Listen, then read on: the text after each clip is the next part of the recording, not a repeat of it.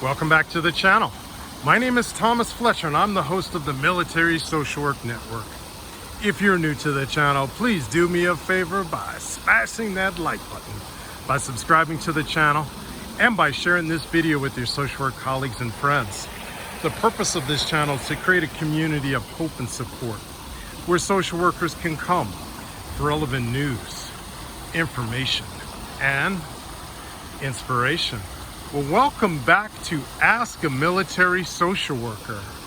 Our first episode being filmed in 2026. So, this is kind of like one of the hypothetical Ask a Military Social Workers. This is not a question that I actually received, but I think it's a good hypothetical kind of thought experiment to talk about.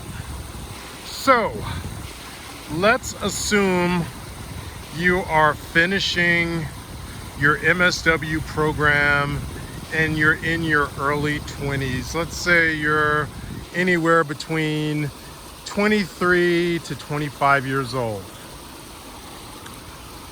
The scenario is, why should I do 20 and 20? Let's go over that. So what do I mean by 20 and 20? What I mean by 20 and 20 is joining the military, active duty. Let's say you're 25 and you're going to serve for 20 years as an active duty military social worker, and then you're going to retire at the age of 45. You're still relatively young, 45, you know. Let's assume you didn't sustain any major injuries, disabilities in the military. Although as a social worker, it's possible if you're serving in a combat zone. But let's say that you get out at 45 and you're relatively good shape, good health, and you want to continue practicing as a social worker. I mean, after retiring 20 years, you could go into private practice, but my argument is, why not do another 20 years in the Department of Veterans Affairs as a social worker at the VA? You could do another 20 years from age 45 to 65, right? So what are the benefits? First of all, the financial benefits are obvious enough that we can deduce. You would, if you did the 20 and 20 years active duty social worker, and then another 20 years as a social worker in the VA, you'd be able to collect 2 pensions. By the age of 65, you'd be walking away with two pensions, one from the military and one from the VA, right?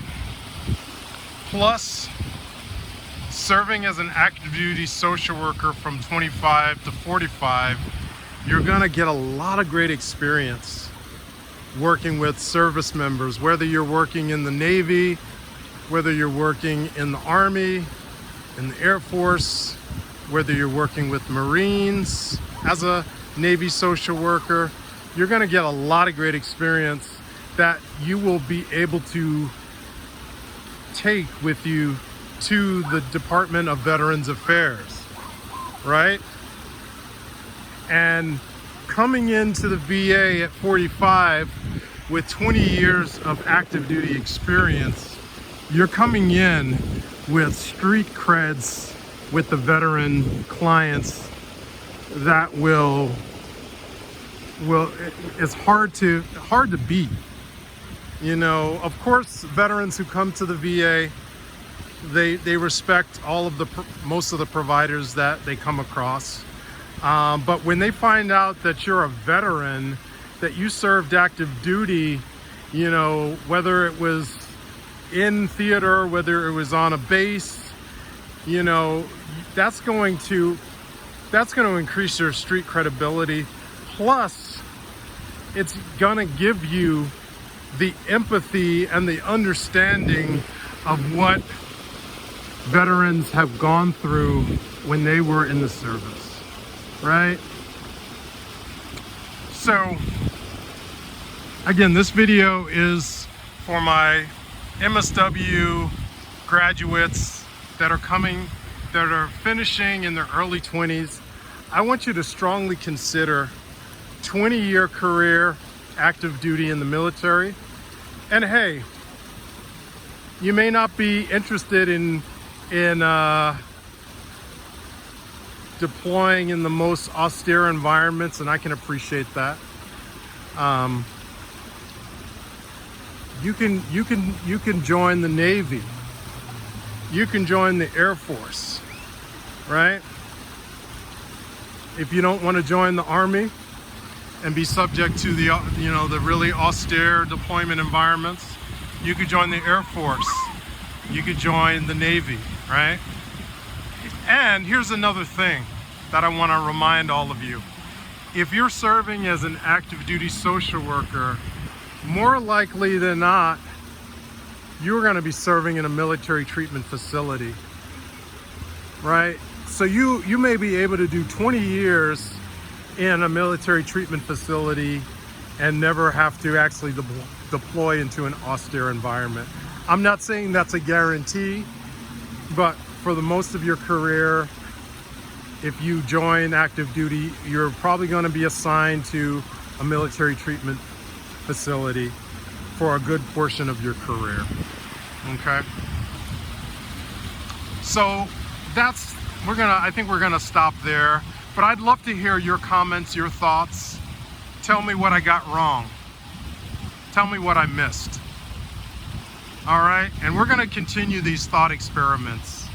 You know, there's so many algorithms that we can go over and that we will go over in terms of serving as a military social worker and all the different ways that we can do that. All right, I'm gonna stop right there, but I wanna thank you all for watching this video. For all the social workers and other licensed mental health professionals, thank you for the work that you do every day, for your clients, for your agency, and for the profession. Please continue to support each other and yourselves. Bye for now.